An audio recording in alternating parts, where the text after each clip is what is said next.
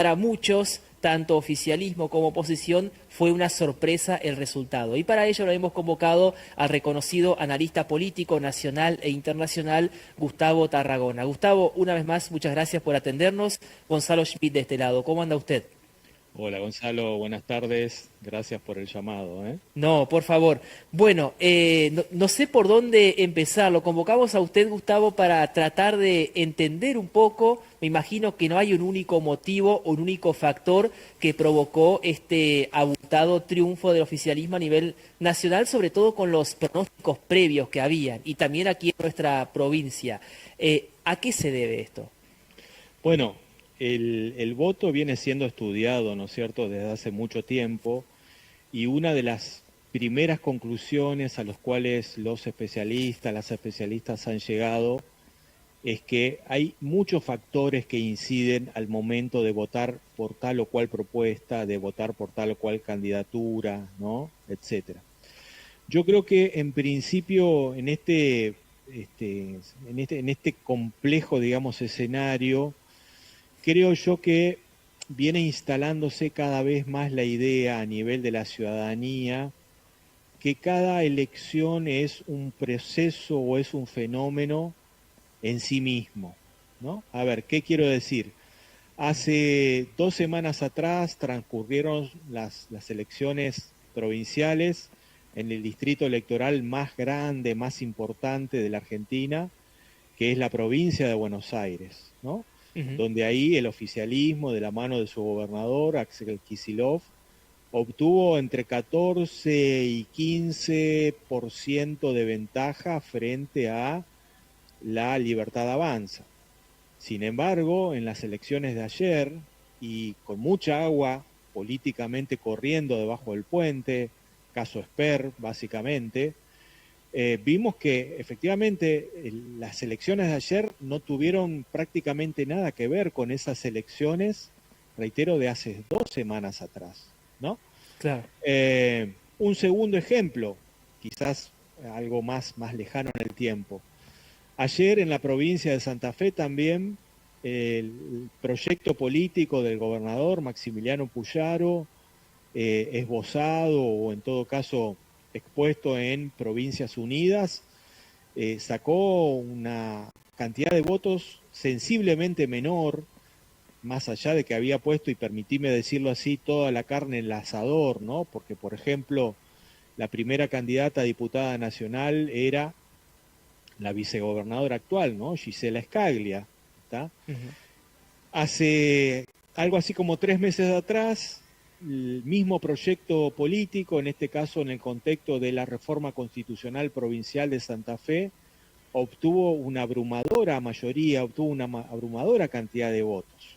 Entonces, Claro. digo, a modo de conclusión muy incipiente, de conclusión muy preliminar, me parece que estamos entrando en una fase política, en una etapa política, en donde los ciudadanos, las ciudadanas hacen un análisis coyuntural en términos generales, en el sentido de que cada elección, reitero, es un fenómeno político en sí mismo que puede llegar a tener más o menos relaciones con las elecciones anteriores, pero en donde estamos privilegiando fundamentalmente la hora, estamos fundamentalmente privilegiando el tiempo presente y quizás no hacemos tanto análisis en relación con el pasado o con las elecciones previas, ¿no es cierto?, que hubo. Ujú. Me parece a mí Claro. que este es O un sea, escenario que hay que tomar en cuenta, que hay que analizar.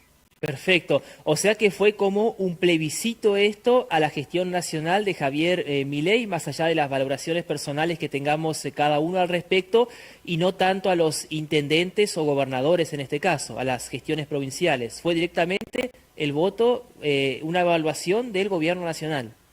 Sí, yo creo que estás muy en lo cierto, en el sentido de que en general las así llamadas elecciones de medio término, ¿no? Como la que estuvimos en la Argentina en el día de ayer, salvo el caso particularmente de la provincia de Santiago del Estero, donde aparte de las elecciones de candidatos para ocupar cargos en el Congreso Nacional, hubo también elección de gobernador del Poder Ejecutivo Provincial, pero en general estas elecciones de medio término son tomadas como una suerte de plebiscito en términos de la ciudadanía evaluar la marcha del gobierno, premiando políticamente, ¿no es cierto?, con muchos votos a la figura o al proyecto político en curso, o castigando políticamente también a la figura política o al proyecto político en curso, no votándolo. Yo creo que sí es una lectura que a mí me parece, digamos, interesante a considerar o interesante a tomar en cuenta. Claro, y otra cuestión es si se votó, digamos, a favor del actual proyecto o en contra de, porque uno ve también mucho en redes sociales o lo escucha en la calle, también con conocidos allegados, ¿no? Bueno, el mismo spot, ¿no? O lo que todo el tiempo hablaban desde el oficialismo provincial y nacional, el riesgo Cuca, ¿no? Volver atrás a lo anterior, como que estamos a mitad de camino. ¿Eso incidió mucho también o que no hubo candidatos enfrente en la oposición que de alguna forma cautivaron al votante? Yo creo que es probablemente una mezcla de todas estas cuestiones, de todas estas dimensiones, de todas estas variables. Entiendo que en una porción importante del electorado hizo efecto, ¿no es cierto?, esta estrategia del miedo, esta estrategia quizás en muchos casos más abiertamente planteada, en otros casos quizás más subliminalmente planteada, ¿no? Pero en todo caso esta idea fuerza de que votar ciertas expresiones era regresar como a ese pasado que parte de la ciudadanía argentina quiere dejar atrás, o hipotéticamente querría dejar atrás. Me parece que también como factor explicativo juega esto que la oposición no pudo presentar candidaturas o articular candidaturas de verdadero peso o en todo caso de verdadera inserción. Fíjense ustedes que estamos hablando, por ejemplo, en el caso de la provincia de Entre Ríos, ¿no? Desde hace muchos años de la necesidad de la renovación de las estructuras políticas, de que aparezcan nuevas caras, de que haya una suerte de oxigenamiento de la política entrerriana. Y en todo caso, si uno se pone a ver, pero no solamente en la oposición, sino también en quizás ya parte, digamos, del oficialismo, hay como caras que se reciclan, ¿no? Hay como perfiles que en todo caso no son desconocidos totalmente para la ciudadanía entrerriana. Me Claro. parece que, reitero, parte de la dimensión explicativa pasa, digamos, también por el hecho de que la oposición no pudo presentar candidaturas relevantes, no pudo presentar candidaturas que tuvieran una fuerte, digamos, inserción y un fuerte conocimiento, y en muchos casos también presentó candidaturas que, bueno, permitime decirlo así, digamos, están quemadas ya políticamente hablando. Ujú. Y después sé que es muy pronto para evaluar esto, aunque el tiempo pasa rápido, pero así como está el contexto, me imagino que se hace complejo. Esto, si uno lo ve ahora, dice, bueno, el oficialismo quedó muy bien parado de cada 2027, la oposición o el peronismo quedó muy mal parado. ¿Esto se puede traducir así o esto puede cambiar totalmente el panorama de aquí a 2027? Yo creo que los tiempos en la política no coinciden necesariamente con los tiempos que vivimos cotidianamente, ¿no? Y sobre todo en un país como la Argentina y en una provincia como la nuestra, la provincia de Entre Ríos. Hablar de 2 años en términos de tiempos políticos es, yo te diría, prácticamente una eternidad, ¿no? Sobre todo, reitero, aquí en el caso de la Argentina. Es cierto que los resultados obtenidos por el oficialismo a nivel nacional en el día de ayer se van a traducir a partir del 10 de diciembre en un aumento del músculo político, en todo caso del poder político, ¿no es cierto?, del partido del presidente. Ahora, a mí me parece que los desafíos son enormemente grandes, son muchísimos para llegar finalmente al año 2027, ¿no? De Claro. hecho, si nosotros prestamos un poquito atención también al discurso del presidente Milei de anoche, una vez que los guarismos o los resultados ya fueron conocidos, el presidente avisoró por lo menos 2 o 3 grandes líneas en las cuales a partir, ¿no es cierto?, de sus diputados y sus senadores va a seguir o va a trabajar, que tienen que ver con una reforma laboral, que tienen que ver con una con una reforma a nivel jubilatorio, ¿no?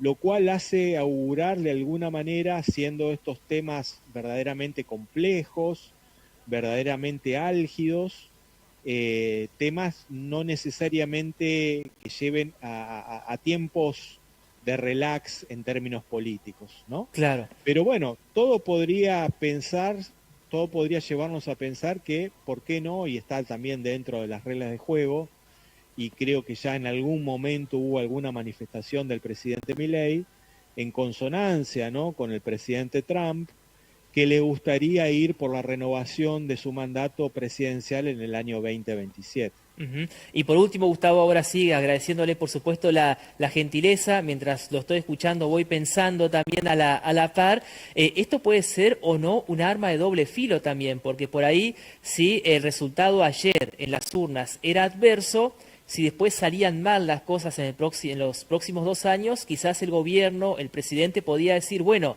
salió todo mal o hoy fue un lunes negro porque el pueblo no me acompañó en las urnas. Pero ahora, con el apoyo financiero de Estados Unidos, el acompañamiento en las urnas, seguramente la renovación, el fortalecimiento en el Congreso, tampoco ya van a haber tantas excusas. La expresidenta que está presa con prisión domiciliaria, me imagino que hay un oficialismo que ya no tiene tantas excusas de que las cosas no salen. Quizás ahora habrá una mayor demanda del ciudadano de decir, bueno, ahora sí tienen que salir las cosas pendientes. Sí, es muy cierto lo que debo decir, si es una especie como de regla, ¿no es cierto?, en la política, que es que hasta un determinado periodo, por supuesto que no está planteado de antemano, el gobernante que entra, digamos, puede atribuir, ¿no es cierto?, a los errores de su antepasado o a las cosas que se hicieron mal del gobernante que lo antecedió, puede atribuir, ¿no es cierto?, la culpa de la mala gestión o de que no se consigan los resultados esperados, etcétera. Pero digo, a mí me da la sensación que ese tiempo político ya está cada vez, digamos, más atrás.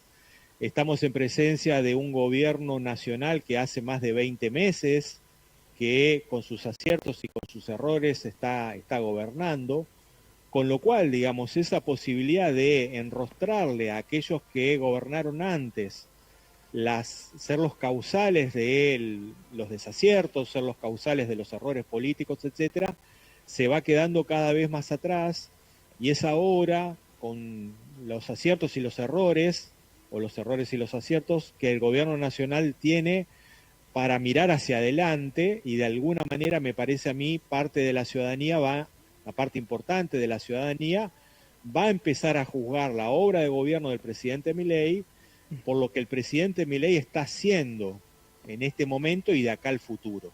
Ujú. Gustavo, muchísimas gracias como siempre por bueno, explicarnos, tratar de que entendamos todos la realidad con palabras tan simples y claras. Muchas gracias. Al contrario, el agradecido soy yo y a entera disposición. Un abrazo.